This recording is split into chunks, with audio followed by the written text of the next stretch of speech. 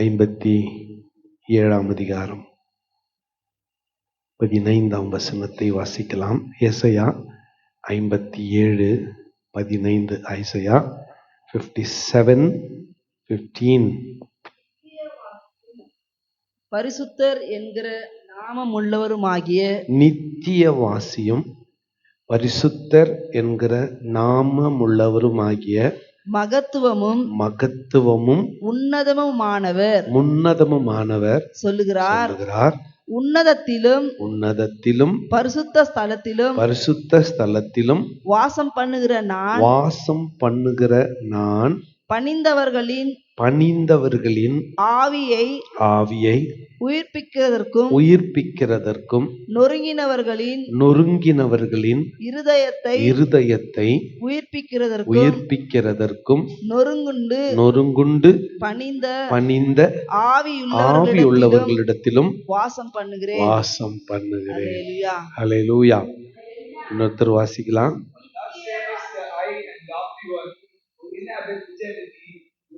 Whose name is holy. I dwell in the high and holy place with them who has a contrite and humble spirit, to revive the spirit of the humble and to revive the heart of the contrite ones. Amen. Kannada பைபிள்ல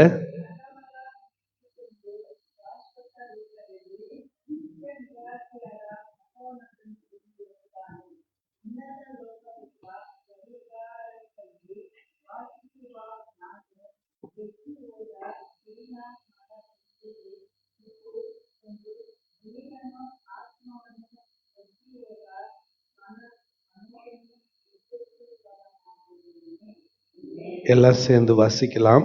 நித்தியவாசியும் பரிசுத்தர் என்கிற நாமமும் உள்ள மகத்துவமும் உன்னதமானவர் சொல்லுகிறார். உன்னதத்திலும் பரிசுத்த ஸ்தலத்திலும் வாசம் பண்ணுகிற நான் பணிந்தவர்களின் ஆவியை உயிர்ப்பிக்கிறதற்கும் நொறுங்கினவர்களின் இருதயத்தை உயிர்ப்பிக்கிறதற்கும் நொறுங்குண்டு பணிந்த ஆவி உள்ளவர்களிடத்திலும் வாசம் பண்ணுகிறேன். நொறுங்குண்ட பணிந்த ஆவி உள்ளவர்களிடத்திலும். ஹல்லேலூயா, ஹல்லேலூயா. இது ஒரு காம்ப்ளெக்ஸ் சென்டென்ஸ். பல வாக்கியங்கள் கம்மா போட்டு வந்த ஒரு வசனம் இது. ஆகவே ஒரே வரியில இந்த வசனத்தை நான் உங்களுக்கு சுருக்கமாக சொல்லுகிறேன். நொறுங்குண்ட இருதயம் உள்ளவர்கள் உள்ளத்தில் கர்த்தர் வாசம் பண்ணுகிறார். ஹல்லேலூயா.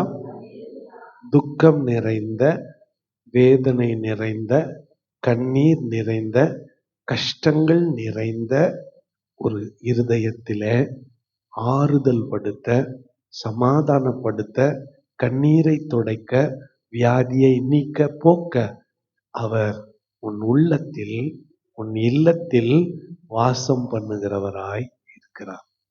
ஹல்லேலூயா.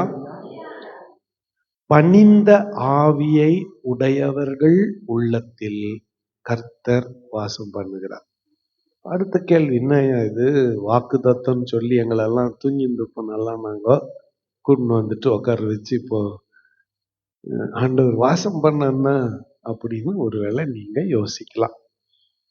இதை புரிந்து கொள்ள இந்த வசனத்தின் முதல் பகுதியை பார்க்கணும். நித்திய வாசியும் பரிசுத்தர் என்கிற நாமமும் உள்ளவருமாகிய மகத்துவமும் உன்னதமுமானவர் சொல்லுகிறார். ஹல்லேலூயா. ஃபர்ஸ்ட் அவர் எப்படிப்பட்டவர்னா நித்தியவாசி. அப்படின்னா அவருக்கு மரணம் இல்லை, அவருக்கு ஆரம்பமும் இல்லை, அவருக்கு ஒரு முறை உன் உள்ளத்துல வந்தா உன் உள்ளத்திலேயே வாசம் பண்ணுகிறவர். ஹல்லேலூயா. நித்தியவாசி. இரண்டாவது அவர் பரிசுத்தர். ஹல்லேலூயா. அவர் பரிசுத்தராய் இருக்கிறபடியால் நாமும் பரிசுத்தராய் இருக்க வேண்டும். பரிசுத்த அலங்காரத்துடனே கர்த்தரை தொழுது கொள்ள வேண்டும். அவர் பரிசுத்தர், நாமும் பரிசுத்தராய் வாழ முயற்சிக்க வேண்டும். வேற இந்த பகுதி அழகாக சொல்லுகிறது, நித்தியவாசியும் பரிசுத்தர் என்கிற நாமமும் உள்ளவருமாகிய மகத்துவமும், மெஜஸ்டி அல்லது லாஃப்டி ஒன், பிரித்தெடுக்கப்பட்ட ஒன்று, பரிசுத்தமான ஒன்று அவருடைய பேரு. அவர் மகத்துவமானவர், உன்னதமானவர் சொல்லுகிறார். எப்படிப்பட்டவர் அவரு? உன்னதமானவர் சொல்லுகிறார், உயர்ந்தவர் சொல்லுகிறார், மேலானவர் சொல்லுகிறார். அவருக்கு இணையா யாருமே கிடையாது. ஒப்பற்றவர் சொல்லுகிறார், ஒப்பில்லாதவர் சொல்லுகிறார். என்ன சொல்லுகிறார்?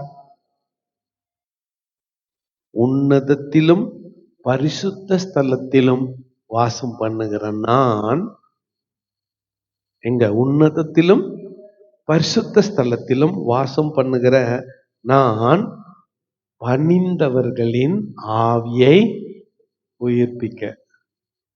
தாழ்மையானவர்களை, பணிந்தவர்கள்னா யாரு? தாழ்மையானவர்களுடைய ஆவியை உயிர்ப்பிக்கிறதற்கும், அடுத்து நொறுங்குண்ட இருதயத்தை உயிர்ப்பிக்கிறதற்கும். தேவனுக்கு ஏற்கும் பலிகள் நொறுங்குண்ட ஆவிதான் என்று சங்கீதக்காரன் சொல்லுகிறார். இன்னைக்கு நம்முடைய இருதயத்தின் மேட்டிமையை நம்மை விட்டு எடுத்து போட வேண்டும். பிரைட், பெருமை எடுத்து போட வேண்டும். நான் என்கின்ற எண்ணத்தை எடுத்து போட வேண்டும். நான் கட்டின பாபிலோன் தேசம் அல்லவா, இன்னொரு வாரத்துல பார்க்க போறோம். அடுத்த ஞாயிற்றுக்கிழமை இல்ல, அதுக்கு அடுத்த ஞாயிற்றுக்கிழமை பார்க்க போறோம். நான் ஒரு நாள் மாலையில நேபுகாத்நேச்சார் பாபிலோன் தேசத்தினுடைய அவனுடைய அரண்மனையின் உச்சத்துக்கு போயிட்டான். ராத்திரி வேலை, நைட்ல போயிட்டு அப்படியே உள்ளா வருகிறான். அப்படியே பயங்கரமான வெளிச்சம். அது ஃபீஸ்ட் ஆஃப் லைட்ஸ், விளக்கேற்றும் பண்டிகை நாட்கள். பாபிலோன் எங்கும் இரவிலே விளக்கேற்றப்பட்டிருக்கிறது. ஊரெல்லாம் சீரியல் போட்டுக்குது அப்படின்னு நினைச்சுக்கோங்க. அப்ப சீரியல் இல்ல, ஃபுல் லைட் ஏத்திட்டு இருக்குது. உப்பரிக்கையின் மேல உலாவிட்டு வரான். அவன் கட்டின அந்த பாபிலோன் தேசத்தினுடைய மேன்மையை பார்த்தான். பார்த்துட்டு என்ன சொன்னான்? நான் கட்டின பாபிலோன் தேசம் அல்லவான்னு சொன்னான். டக்குன்னு ஆண்டவர் தள்ளிட்டார். மாடு ஆயிட்டான், ஆடு மாடு மாதிரி ஆயிட்டான். 4 காலில் நடக்கிறவன் ஆயிட்டான். நகம் வளர்ந்துச்சு, தாடி வளர்ந்துச்சு, முடி வளர்ந்துச்சு, புத்தி கெட்டு போச்சு. ட்ரெஸ் இல்லாதவனா காட்டுல போய் 7 வருஷம் புல்ல மேய்ஞ்சான். 7 வருஷம். ஒரு நிமிஷ பெருமையின் எண்ணம் உள்ளத்துல வந்ததுக்கே, நிமிஷ நேரம் பெருமையின் எண்ணம் உள்ளத்துல வந்ததுக்கே ஒரு ராஜாவை ஆண்டவர் 7 வருஷம் புல்லு மேய விட்டுட்டார். நம்ம கிட்ட ஒண்ணுமே இல்லை. நான் பெருமை பேச்சு, ஐயா இதுக்கு வந்த வாழ்வு பாருன்னு நம்ப மற்றவங்கள சொல்றோம். நம்ம இதுக்கு வந்த வாழ்வு பாருன்னு சொல்றாங்க பாரு, அவங்க வாழ்வு தான் சரியில்லை. ரொம்ப ஏதோ அழுது புலம்பி ஜெபம் பண்றோமா, ஆண்டவர் ஜெபத்தை கேட்கிறாரா, ஆசீர்வதிக்கிறாரா, தேவைகளெல்லாம் சந்திக்கிறாரா? கொஞ்சம் என்ன வந்துட்டு கூடவே ஆசீர்வாதம் வருதா? கறி சோறு சாப்பிட்றோமா? என்ன ஏறிட்டு சொல்லுங்க. கொழுப்பு, கொலஸ்ட்ரால் ஏறிடுது. ஏறின உடனே அப்படியே கண்ணுக்கு தெரியாம துளிர் விடுது. என்னது? பெருமை.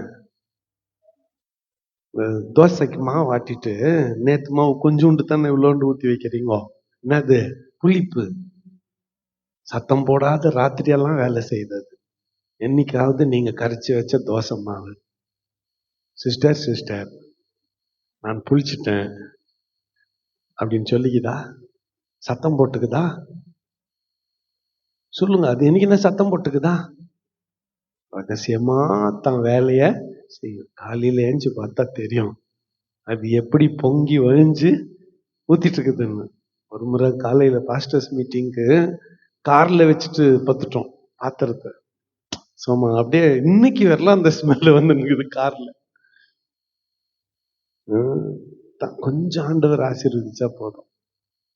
கொஞ்சம் துளுத்துட்டதும் என்ன ஆகுது நம்மளுக்குள்ள வெறுமை. ஆனால் கர்த்தர் பணிந்த இருதயத்தை நேசிக்கிறார். கர்த்தர் தாழ்மையுள்ள இருதயத்தை நேசிக்கிறார்.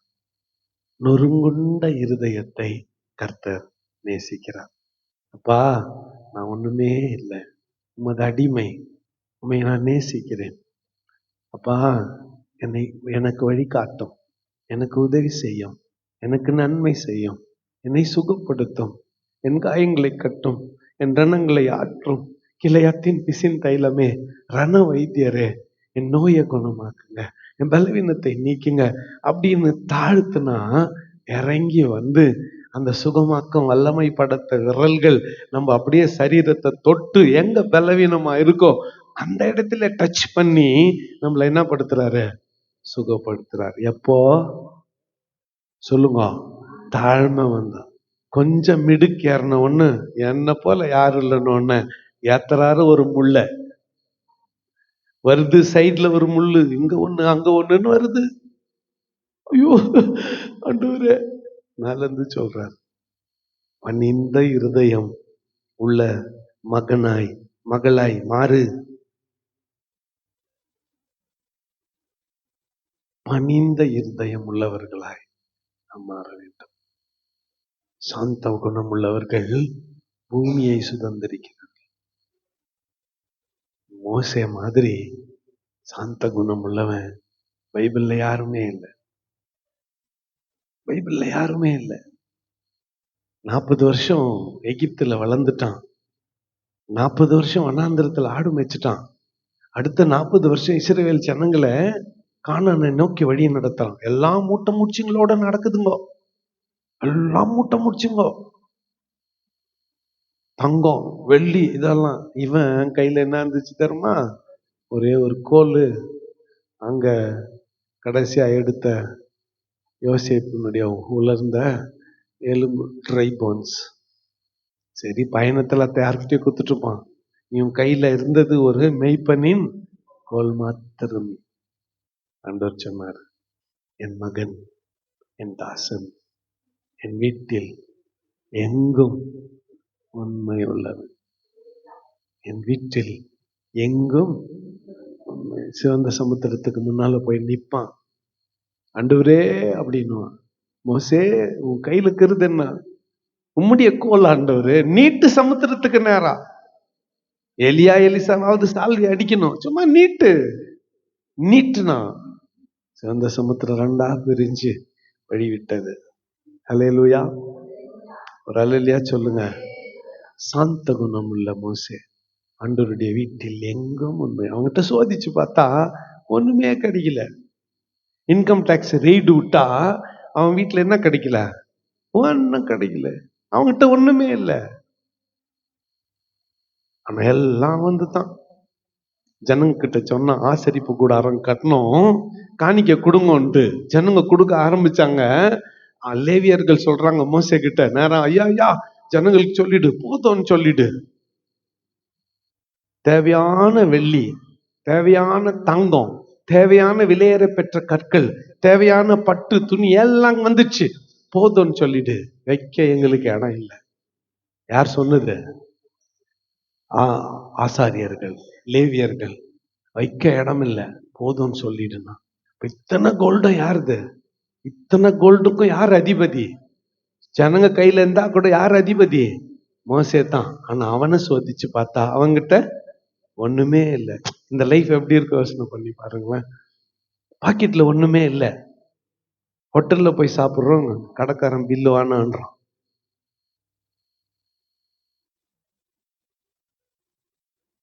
துணி கடைக்கு போறோம், நமக்கு எடுக்கிறது இல்லை, எல்லாருக்கும் எடுக்கிறோம். நமக்கு சமீபமா பைபிள் காலேஜ்ல சத்யராஜையான்னு ஒருத்தர் வர்றார். ஒரு 1.5 வருஷமா தான் அவருக்கு பழக்கம். அவரு எங்க ஊழியத்துக்கு போனா அவருக்கு என்ன பரிசு gift கொடுக்குறாங்களோ அது எனக்கு பொருத்தமானதாண்டா எனக்கு எத்தனை இது எடுத்து வச்சிடறாரு.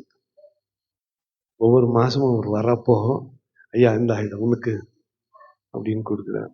நான் யோசித்து பார்க்கறது உண்டு, என்ன ஆண்டவரே இது. அப்புறம் புரிஞ்சுக்கிட்டேன், கர்த்தர் நம்மை நடத்துகிற வழிகளில் இதுவும் ஒன்று. This is the way the lord leads us. இப்படித்தான் கர்த்தர் நம்மை என்ன பண்றாரு, வழி நடத்துகிறார். இந்த காலவெளியிலே இந்த தாழ்மை படைத்த இருதயத்திலே, பணிந்த இருதயத்திலே, நொறுங்குண்ட இருதயத்திலே கர்த்தர் வாசம் பண்ணுகிறார். லாஸ்டா கர்த்தர் வாசம் பண்ணா என்ன ஆயிடும், என்ன ஆயிடும்? கர்த்தர் வாசம் பண்ணா என்ன ஆயிடும்?